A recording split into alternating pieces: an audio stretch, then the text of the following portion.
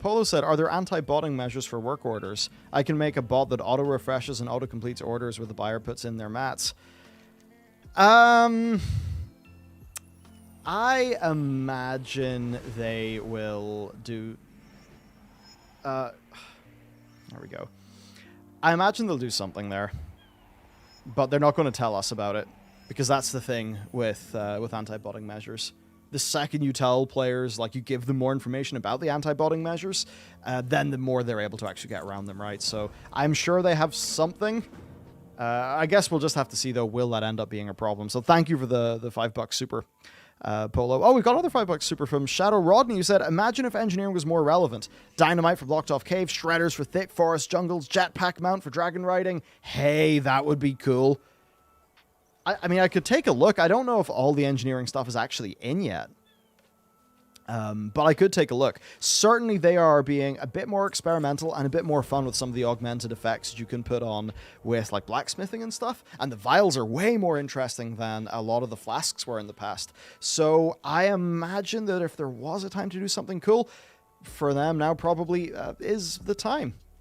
You know? Also, Ronnie, thank you for the $5 super. How dare you play a game you enjoy, not the games I like and support. You know what? That's a topic we'll get on later. I want to play a little bit of a video from Preach, just regarding alpha or beta.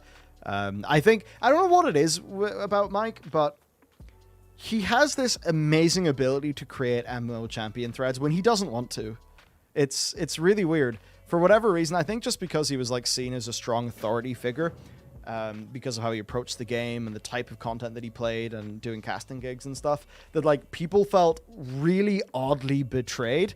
And I guess it's like there was just a bunch of people who are maybe seeing Mike as a figurehead, where, of course, Mike just sees Mike as Mike. He's just a regular dude like the rest of us. So, you know, he probably goes and sees all this crazy shit happen. It's a little bit like I had some crazy shit happen where I was just...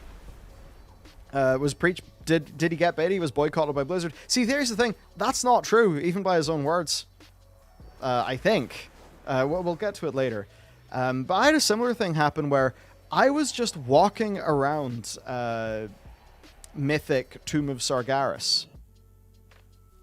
I was just going around Tomb, doing things in level 65 Dracthyr that had shitty gear.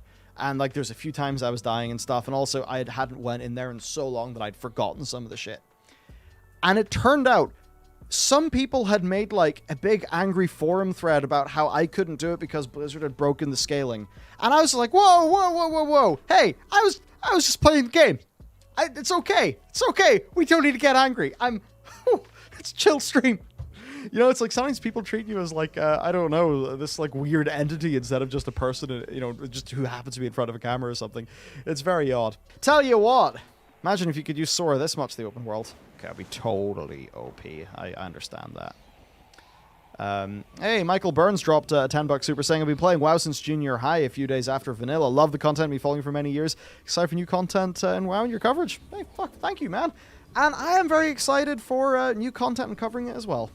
Because things generally are shaping up better this time round.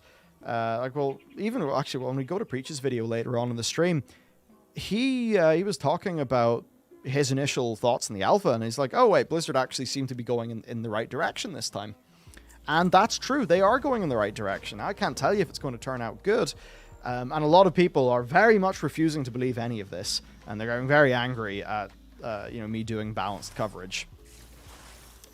Which is very interesting.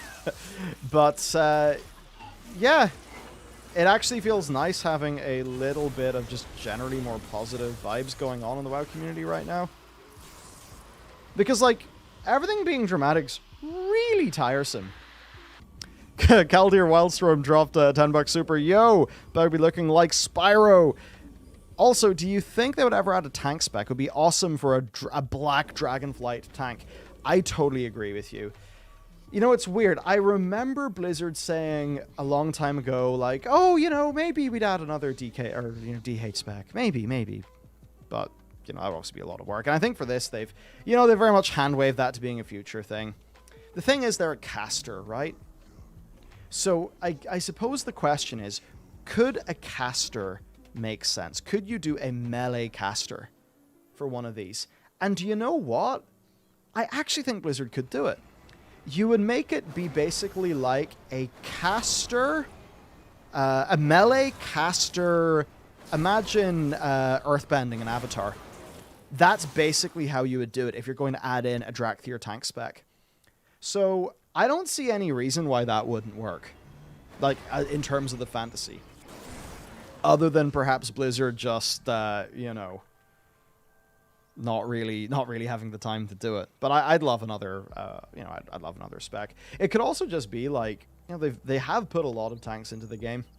Perhaps they just don't feel like, you know, maybe they could come up with a good skin, like a good theme for a tank, but maybe they just haven't found the special sauce in terms of developing like a tank that feels truly new, that would be exciting to people in terms of like day-to-day gameplay. Oh, hey, Alex Knoll, thank you for joining as a member. Man, so many members today. Thank you. Sorry, the thing, I guess, look, where it goes with members is it's just like how it is for, you know, the Twitch subs.